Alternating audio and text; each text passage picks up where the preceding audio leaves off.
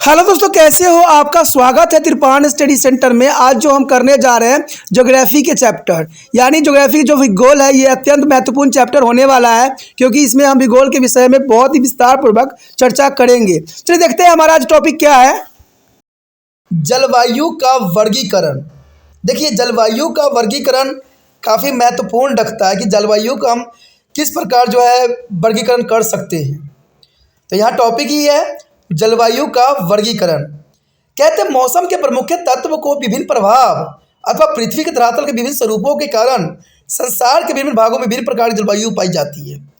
इससे तो आप भली भांति परिचित ही हो कि संसार के विभिन्न भागों में विभिन्न प्रकार की जलवायु पाई जाना स्वाभाविक बात है। अंततः जलवायु के प्रकारों की संख्या बहुत ही अधिक है। जलवायु के प्रकारों की संख्या बहुत ही अधिक है।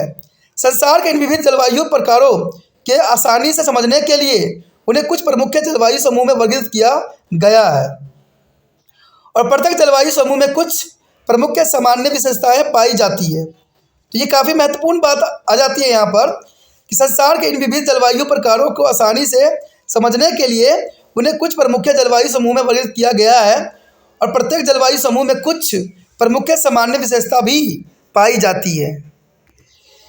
भी वैज्ञानिक द्वारा संसार के प्रमुख जलवायु प्रकार के उचित अध्ययन के लिए उनके वर्गीकरण के कई प्रयास भी किए गए हैं।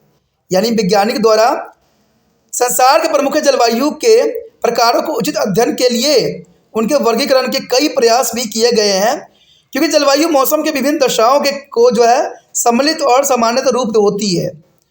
अंततः कोई भी वर्गीकरण आदर्श नहीं माना जा सकता, यानी कोई भी वर्गीकरण आदर्श नहीं माना जाता है। फिर भी यूनानियों ने तापमान और सूर्यताप के वितरण के आधार पर संसार की जलवायु को वर्गीकरण करने का प्रथम प्रयास अवश्य किया था, क्योंकि यूनानियों ने जो है तापमान और सूर्यताप के विकिरणों के आधार पर संसार की जलवायु को वर्गीकरण करने का प्रयास काफ़ी जो है न्याय उचित था, और उन्होंने संसार के 5 अक्षांशीय ताप कटबंधियों में बांटा, और इस ताप कटबंधियों की सीमाओं का निर्धारण पृथ्वी पर सूर्य की किरणों से बनने वाले कोण के आधार पर किया जा सकता है। और 5 जो है यहाँ पर कटबंधी निम्नलिखित है। देखिए कौन कौन से 5 क्षेत्र पाए गए हैं। यहाँ पर आप देख सकते हो कि तट कटबंधी के अंतर्गत जो है एक आपको जो है यहाँ पर भूगोल का जो है मैप दिख रहा होगा, ठीक है। तो ये काफ़ी महत्वपूर्ण है। इसको 5 जोन में बांटा गया है, यानी उत्तरी शीत कटबंध, उत्तरी शीतोष्ण कटबंध, उष्ण कटबंध, दक्षिण शीतोष्ण कटबंध, अंटार्कटिका वृत्त और दक्षिण शीत कटबंध, यानी 5 भागों में जो इस ग्लोब को जो है विभाजित किया गया है। और इसकी मकर रेखा और कर्क रेखा की जो है पोजीशन आप देख सकते हो कि जो है 23/1/2 है, और 23/1/2 जो है दूसरी है, और इसकी जो है उत्तरी शीत कटबंधीय में जो है 66/1/2 है, और नीचे के क्षेत्र में 66/2 है। तो काफ़ी महत्वपूर्ण है, और इसके जो 90 डिग्री के एंगल के साथ बनती है उत्तरी ध्रुव और दक्षिणी ध्रुव। तो ये काफ़ी महत्वपूर्ण है, और इसी कारण जो है जलवायु की विभिन्न दशाएं पाई जाती है। हमारा जो पहला पॉइंट आया है काफ़ी महत्वपूर्ण है, ताप कटिबंध। ताप कटिबंध क्या है? इसके अंतर्गत पहला पॉइंट यही आता है, उष्ण कटिबंध। उष्ण कटिबंध यानी ताप कटिबंध में उष्ण कटिबंध सबसे अधिक विस्तृत है। अगर देखा जाए ताप कटिबंध में उष्ण कटिबंध सबसे अधिक विस्तृत है, और यह पृथ्वी की सतह के लगभग आधे भागों को घेरे हुए हैं। यह पृथ्वी सतह के लगभग आधे भाग को घेरे हुए हैं। उष्ण कटिबंधीय कर्क वृत्त यानी 23.1/2 उत्तर और मकर वृत्त जो है 23.2 दक्षिण के मध्य स्थित है। जैसे कि हमने मानचित्र में भी देखा था इस बात को। और इस ताप कटिबंध में वर्षा भर सूर्य की किरणें जो लगभग जो है लंबवत पड़ती है, यानी यहाँ पर देखा जाए तो सूर्य की किरणें जो है सीधे लंबवत पड़ती है। उष्ण कटिबंधीय के विस्तृत कालों में अर्थात 21 मार्च और 23 दिसंबर की तिथियों के जो है मध्य कालीन जो है सूर्य विषुवत वृत्त पर ठीक सिर के ऊपर ही होता है, और सूर्य जो 21 जून को कर्क वृत्त पर और 22 दिसंबर को मकर वृत्त पर भी लंबवत होता है। विषुवत वृत्त पर दिन और रात की अवधि हमेशा बराबर ही रहता है, अर्थात 12 घंटे की रात और 12 घंटे के दिन या रात की अवधि विषुवत वृत्त से दूर जाने पर बढ़ती जाती है और यह कर्क या मकर वृत्त पर जो है बढ़कर अधिकतम 13 घंटे 47 मिनट तक हो सकती है। ठीक है, तो इम्पोर्टेंट बात है कि ये अगर देखा जाए तो कर्क या मकर वृत्त पर जो है बढ़कर 13 घंटे 47 मिनट तक हो जाती है और विषुवत वृत्त ताप परिसर सबसे कम होता है और अन्य वृत्त जो है कर्क और मकर वृत्त की ओर बढ़ता ही चला जाता है, जो कि काफ़ी महत्वपूर्ण बात को दर्शाता है। उसके पश्चात हमारे समक्ष है शीतोष्ण कटिबंध। शीतोष्ण कटिबंध उष्ण कटिबंधीय दोनों और स्थित है। उत्तरी शीतोष्ण कटिबंध कर्क वृत्त जो है 23/2 उत्तर से अंटार्कटिका वृत्त या उत्तरी ध्रुवीय वृत्त 66/2 उत्तर के बीच स्थित है। दक्षिण शीतोष्ण कटिबंध की स्थिति मकर वृत्त पर जो है 23/2 दक्षिण की ओर और अंटार्कटिका वृत्त या दक्षिण ध्रुवीय वृत्त पर जो है 66/2 दक्षिण के बीच स्थित है, जैसे कि हम चित्र में भी भली भांति अध्ययन किए थे। और इस कटिबंध में सूर्य की स्थिति ठीक सिर के ऊपर कभी नहीं होता है, यानी ठीक कहते हैं सूर्य की स्थिति ठीक सिर के ऊपर कभी नहीं होता है। और यहाँ शीत ऋतु में रात की अवधि दिन की अवधि से लंबी होती है, यानी शीत ऋतु में रात की अवधि दिन की अवधि से लंबी होती है और ग्रीष्म ऋतु में इसकी विपरीत होता है। ध्रुवीय वृत्त की ओर जाने पर दिन और रात की अवधि का अंतर बढ़ता चला जाता है और ध्रुवीय वृत्त पर जो है ग्रीष्म ऋतु में दिन की अवधि जो है सूर्य के प्रकाश की अवधि 24 घंटे होती है। जब उत्तरी गोलार्ध में ग्रीष्म ऋतु होती है तो दक्षिण गोलार्ध में शीत ऋतु होती है। तो ये काफ़ी महत्वपूर्ण बात यहाँ पर दर्शाया गया है। उसके पश्चात हमारा अगला पॉइंट आता है शीत कटिबंध। देखिए शीत कटिबंध क्या है।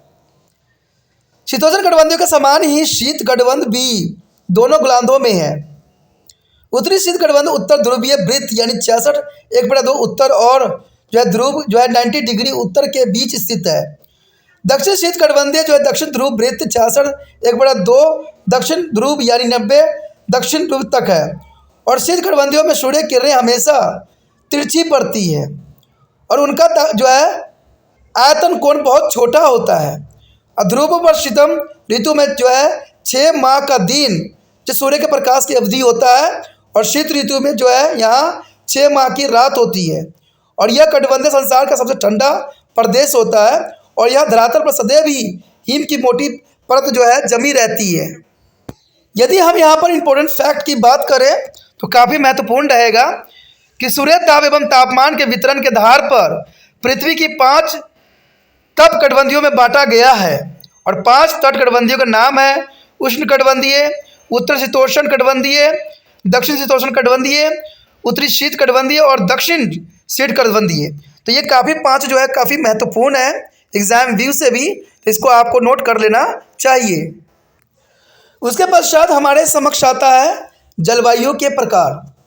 कहते हैं ताप कटिबंधियों की संकलन सैद्धांतिक है यानी साइंटिफिक है और यह पृथ्वी तप पर जो सूर्य के वितरण मात्र का ही वर्णन करती है।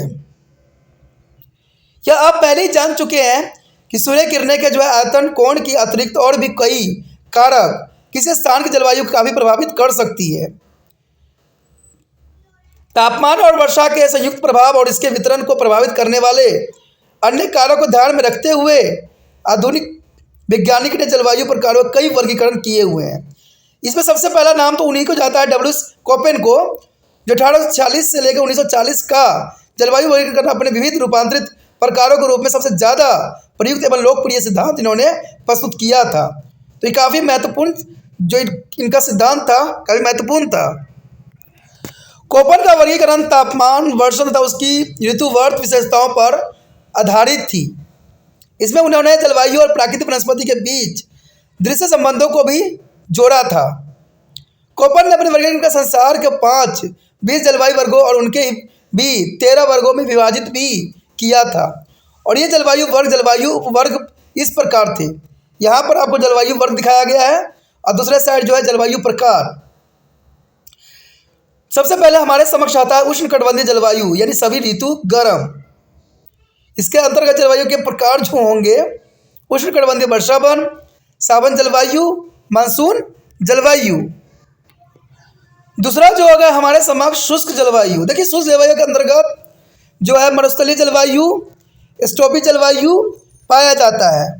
और तीसरा जो है हमारे समक्ष नम शीतोष्ण जलवायु या मध्य अक्षांशीय नम जलवायु, जो कि काफ़ी महत्वपूर्ण है।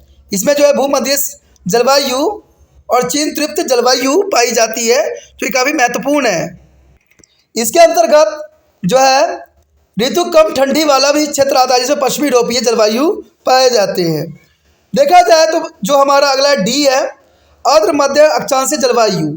इसके अंतर्गत जो है टेगा जलवायु पाई जाती है, शीतल पूर्वी तट की जलवायु और महाद्वीपीय जलवायु, जो कि काफ़ी महत्वपूर्ण है।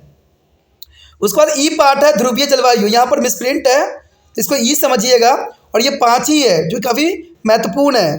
ठीक है, इसके अंतर्गत आता है ध्रुवीय जलवायु के अंतर्गत आता है तुंडा जलवायु, हिमछादित प्रदेश की जलवायु। तो ये काफ़ी महत्वपूर्ण है, ये 5 है और इसके प्रकार जो है 13 है कुल। तो ये काफ़ी महत्वपूर्ण लगता है एग्जाम व्यू से। कहते हैं कुछ जलवायु प्रकार की प्रमुख विशेषता आगे पाठ में निम्न अक्षांश और मध्य अक्षांश को उच्च अक्षांश में रहने वाले लोगों के जीवन को काफ़ी प्रभावित करती है, जो काफ़ी महत्वपूर्ण यहाँ पर बात रखता है। ये टॉपिक इसी के साथ दोस्तों खत्म हो जाता है और साथ में चैप्टर भी खत्म हो जाता है, जो कि काफ़ी महत्वपूर्ण चैप्टर था। ठीक है, तो ये काफ़ी ज़रूरी था मौसम जलवायु। ठीक है, एग्जाम व्यू से, और इसको अच्छे से आप समझ लेना, जितना हो सके समझोगे उतना ही समझ में आएगा। ठीक है, अगर आपको ये वीडियो अच्छी लगी, समझ में आई, तो लाइक शेयर सब्सक्राइब करना मत भूलना। और एक बात इंपॉर्टेंट ये भी रहता है कि अगर आपको कोई सुझाव देना है, कोई कमेंट करनी है, तो कमेंट भी करने से अनभिज्ञ मत रहना। कुछ अच्छी बातें लिखना है तो अच्छी बातें लिखो, कुछ आपको गलतियां लग रही है तो उसको भी लिखो। कहते हैं जो व्यक्ति अपनी गलतियों को भी सुधारता है वही महान कहलाता है। तो इस बात को मैंने नहीं निर्धारित किया है, मैंने इतना ही जाना है कि आप जितना हो सके खामियों के बताइए, जिससे मैं और आपके लिए बेटर से बेटर करने की कोशिश कर सकूँ। ठीक है, तो आप कमेंट जरूर कीजिए। ठीक है, और पहली बार वीडियो देख रहे थे तो चैनल को सब्सक्राइब करके अपने मोबाइल में सेव कर लीजिए, तभी जो है आपको आने वाला समय में जो है त्रिपाण सेंटर का वीडियो मिल सकेगा। ठीक है, आप कोई सोचते होंगे कि त्रिपाण सेंटर सिर्फ एक ही क्लास की वीडियो के लिए अग्रसर है, तो आप ये जान के आपको होगा जानना पड़ेगा कि ये जो है 8वीं से लेकर जो है MA तक के बच्चों के लिए वीडियो यहाँ पर उपलब्ध है। ठीक है, आप देखिए, समझिए और अच्छे अंक प्राप्त कीजिए।